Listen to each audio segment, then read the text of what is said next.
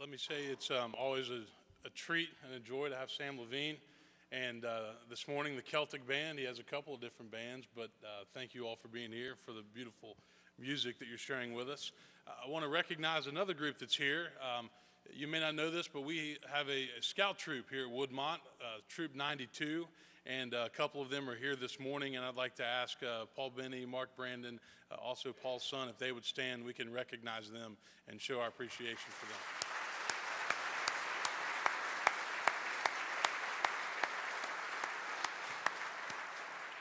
And I'm told that if you have a son that's interested in Scouts, they will have a meeting tomorrow night at 6:30. They'd love to see you there. But we're proud to have a long partnership with the Scout Troop 92 here at Woodmont. Today's Super Bowl Sunday, so how many of you are pulling for Peyton and the Broncos? All right. How about the Seattle Seahawks? How many of you don't care that there's a football game this afternoon? All right.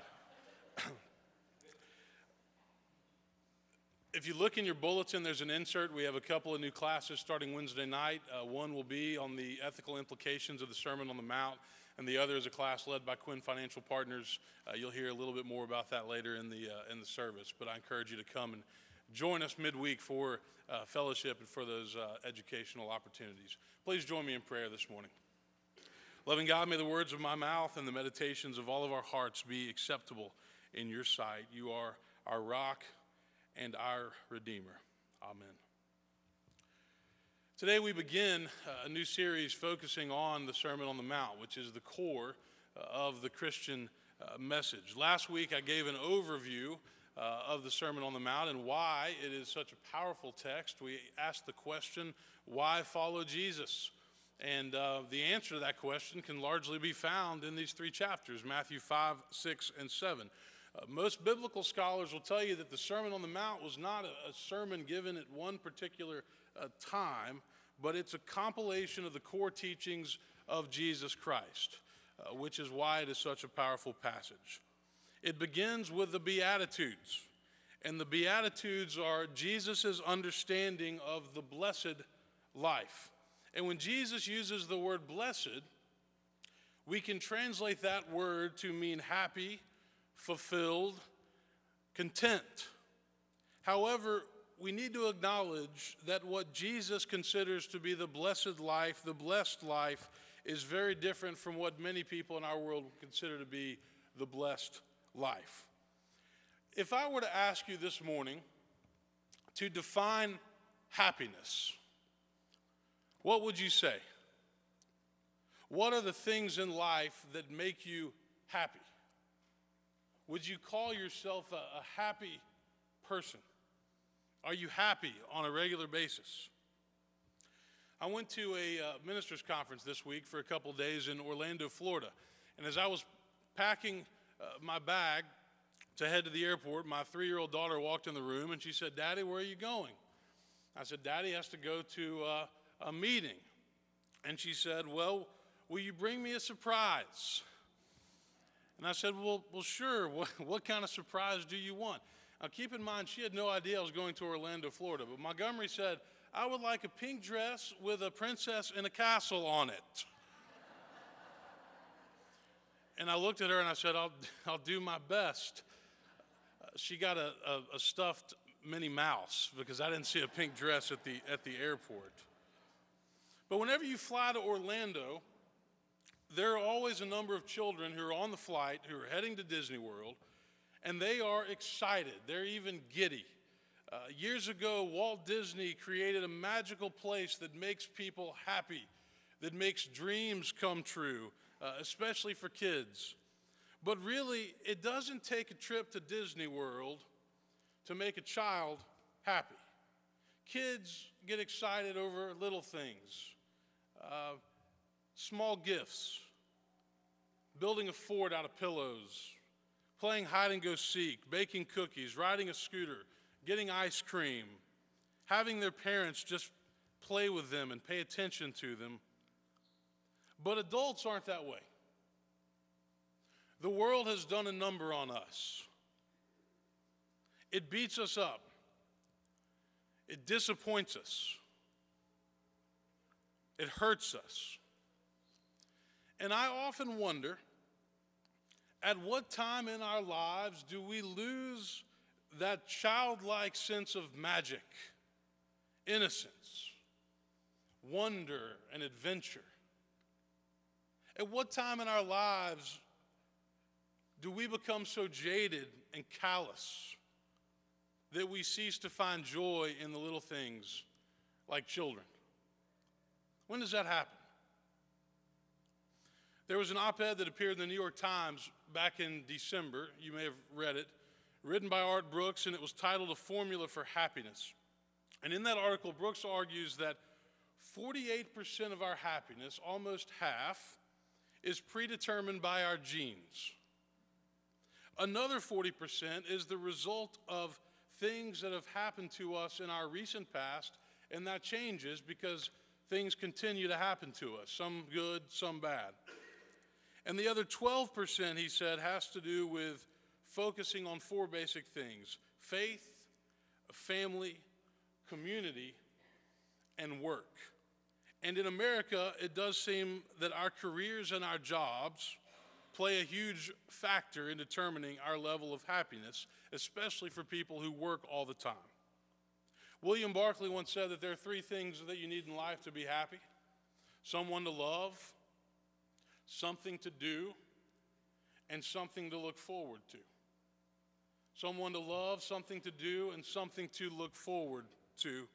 If you go and you Google the phrase, "the secret to being happy," thousands and thousands of responses will come up, but among them, there are two phrases that will appear the most. The first is, happiness is appreciating what you have and not taking it for granted. And the second phrase is, happiness is a choice that you make in life. Jesus begins the Sermon on the Mount by talking about the happy life, the blessed life. But what does that look like in our world? J.B. Phillips, who was another biblical scholar, once made a list of what he thought could pass as the Beatitudes for our world. And this is what he wrote: "Happy are the pushers, for they get on in the world. Happy are the hard-boiled, for they never let life hurt them. Happy are those who complain, for they get their own way in the end. Happy are the blasé, for they never worry over their sins. Happy are the slave drivers, for they go and get results. Happy are the knowledgeable men of the world, for they know their way around. And happy are the troublemakers, for they make people take notice of them." But the kingdom of God is very different from the kingdom of this world. So the Beatitudes are very different from this list. In the Beatitudes, Jesus is describing his version of a life that is defined by inner joy, which is untouchable by this world. And this morning, I want to lift up 5 of these Beatitudes for you to think about today. Jesus says, "Blessed are the poor in spirit, for theirs is the kingdom of heaven." Who are the poor in spirit? I think it's another way of saying, blessed are those who are humble. It's the opposite of the proud and the arrogant. It means being humble and reverent, not conceited and self-satisfied. I don't think Jesus is exclusively referring to the economically poor in Matthew's gospel, even though if you read the Sermon on the Plain in Luke's gospel, Jesus explicitly says, "Blessed are the poor." But I will say that it is much more difficult to be poor in spirit, to be humble, when you're wealthy and affluent. It's possible, but it's much more challenging. Poor in spirit means understanding that we are dependent on God. It means looking to God for daily strength and guidance, daily hope and inspiration. It means acknowledging that we don't have all the answers in life, even if we think we do. Acknowledging our dependence on God is the first step to humility, and probably the most important key to finding spiritual satisfaction in life, realizing that we cannot do it all on our own, even if we think we can. All of us have things in our lives that we need to turn over to God, struggles that we need to turn over to God, problems that we need to turn over to God, fears and worries that we need to turn over to God, things that have happened in our past that we need to turn over to God. And the sooner we quit trying to control the things that are outside of our control, the better off we will be, because a need for control is what drives us to worry and to fear. Jesus says, "Blessed are those who mourn, for they will be comforted." Sometimes we think that this beatitude is just speaking to those who have lost a loved one in life. But I think it also means blessed are those who are desperately sorry for their own sinfulness and brokenness and the effects that that has on other people in the world. It also means blessed are those who are desperately sorry for the great suffering and heartache that takes place in our world and in our community each and every day. Blessed are those who take the time to think about what other people have to endure, as opposed to just focusing on their own lives and their own troubles. Blessed are the compassionate. Blessed are those with a conscience. Blessed are those who are not just self-absorbed in their own affairs. I picked up a book about a week ago written by Dan Mosley. Many of you may remember Dan Mosley. He was the pastor at Vine Street Christian Church here in Nashville for a number of years. That's the church that actually birthed Woodmont back in 1943. But Dan lost his wife to cancer, and he went on to become a seminary professor in Indianapolis, but he's written extensively about loss and grief. And the book is called Lose, Love, Live. And in it he says, loss is the one constant in life because change is the nature of life. If something is alive, it is changing. And if something is changing, it is dying. He says, I have realized that loss opens up the future in ways that nothing else can. Loss makes new life possible. Jesus says, blessed are those who mourn. And we all mourn because we all change. We all lose people and things. We all move from one stage of life to the next, and we have to mourn the way things used to be. Life simply does not stay the same. It cannot stay the same. It will not stay the same. Jesus says, blessed are the merciful, for they will receive mercy. I think being merciful means knowing when other people have had enough. It means cutting others some slack from time to time. Being merciful means being kind and compassionate, not only in spirit, but also in deeds and in actions. Be kind to everybody, because everybody is fighting some sort of battle. They're dealing with something in their lives. I've referred to this before as invisible baggage, and as a minister, I get to hear a lot about that because people will come and talk to me about their invisible baggage. But we don't know what other people are dealing with, so we should be kind to them. We should cut them some slack. We should show mercy to them. So many people in this world are caught up in their own world, their own problems, and they forget that other people suffer. If we are disinterested in the lives of others, then there's a good chance they will be disinterested in us. But if others see that we care, then they will respond by caring in return. So we could certainly translate this beatitude by saying, blessed are those who walk in the shoes of others, who see through the eyes of others, who think the thoughts of others, who feel the feelings of others. Blessed are those who care for other people, because other people will then care for them in return. It's this beatitude that goes hand in hand with the golden rule. Do unto others as you would have them do unto you. If you want mercy, then show mercy. If you want love, then love.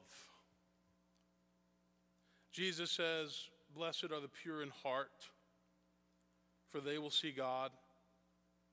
Another way to translate this might be, blessed is the person whose motives are entirely unmixed, for that person shall see God. Which begs the obvious question for us as human beings: are any of us capable of having unmixed motives? Is it possible to be truly pure in heart? Do we have the ability to have unmixed motives? I mean, don't we all have agendas and intentions? Think about it. Even our finest actions as human beings sometimes have mixed motives.